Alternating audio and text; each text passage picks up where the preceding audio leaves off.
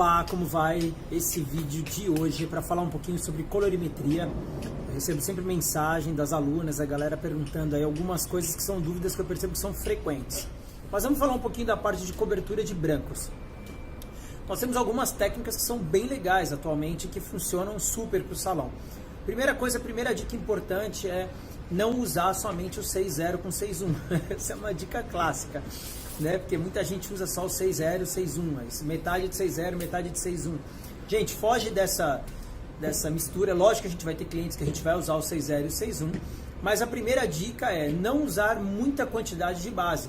Normalmente, nas academias, né, a gente aprendeu no nosso dia a dia, nas últimas décadas, a gente aprendeu a usar mais ou menos uma misturinha que era 6, estou dando só um exemplo, tá, dessa cor. E a gente tinha o hábito de colocar 50% de cada, né? Então a gente colocava lá 50% desse, 50% desse.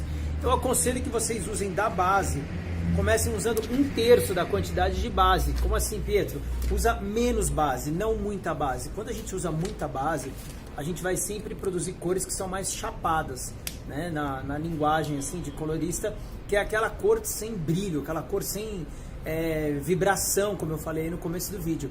É aquela cor sempre muito vem e fecha, sabe? Quando a gente começa a ver aquela cliente que está ficando com aquela raiz escura muito chapada, é porque normalmente foi muita base, e aí pouca cor com nuance. E a gente tem que ter um pouco mais de coragem e saber que a gente tem que pensar, obviamente, ali no fundo de clareamento, no que você quer neutralizar, mas a gente tem que fazer cores mais vibrantes, ter coragem para usar outras nuances, outras variantes que a gente possa criar para ter cores luminosas, e isso é muito importante. Então a primeira dica é, começa usando 1/3 da cor base. Então se você for preparar, por exemplo, 60 ml, ou 60 gramas, né, de um tubinho que você vai fazer a cor da sua cliente, coloca só 20 gramas da base e coloca as outras duas partes de cor com nuance. Então vai ser sempre vírgula ou ponto, alguma coisa, de acordo com a escolha da cor desejada e aquilo que você vai preparar.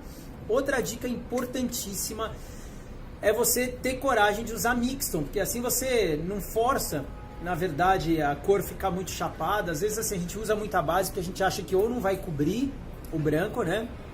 Ou a gente achava que, sei lá, a gente tem medo da variação, do quanto ele pode ficar vibrando, do quanto ele pode aparecer ali o fundo de clareamento.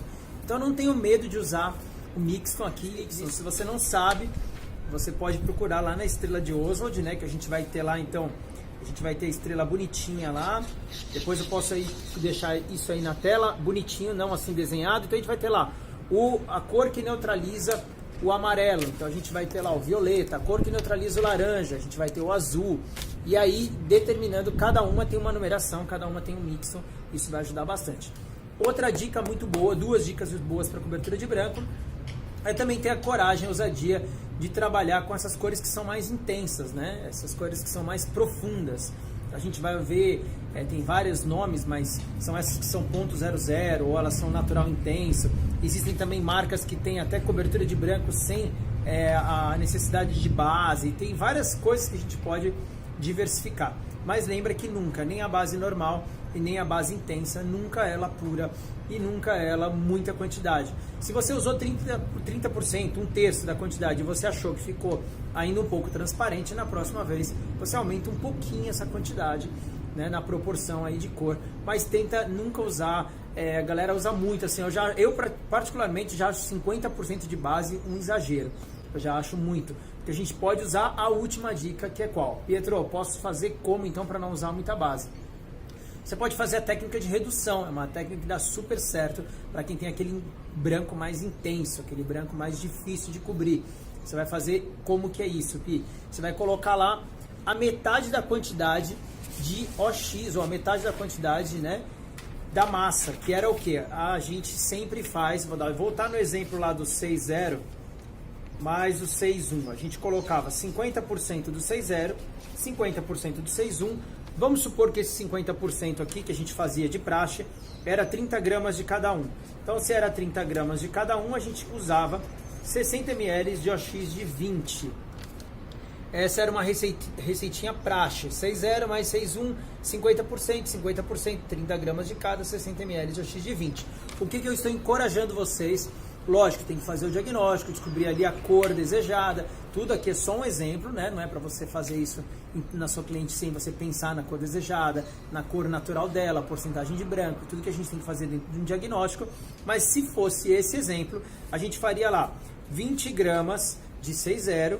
Eu teria até a ousadia de usar o 6,1 e usaria até um 6,13, porque o 6,13, que é um pouquinho do dourado, também vai dar uma boa profundidade na sua cobertura de branco. Eu usaria 20 gramas de cada, aquela mesma cliente que você estava usando lá, peraí que eu vou mostrar.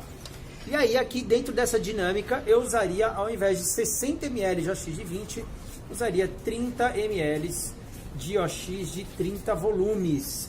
Então olha lá, 20, 20, 20 com 30 ml, que é a metade da quantidade. A técnica de redução, eu vou reduzir a quantidade de OX, porém eu vou usar uma volumagem maior, que é a de 30 volumes. Aí, Pietro, você tem segurança realmente de fazer isso? Eu tenho segurança, você pode fazer, você pode testar e vai dar certo.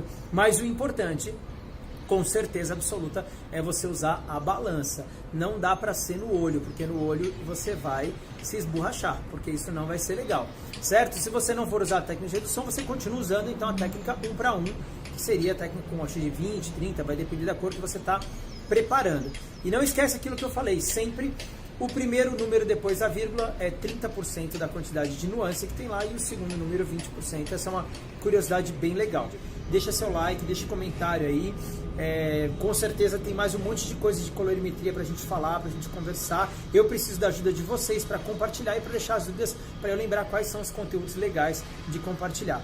Beleza? Espero que tenham gostado. Muito obrigado e um grande abraço para vocês.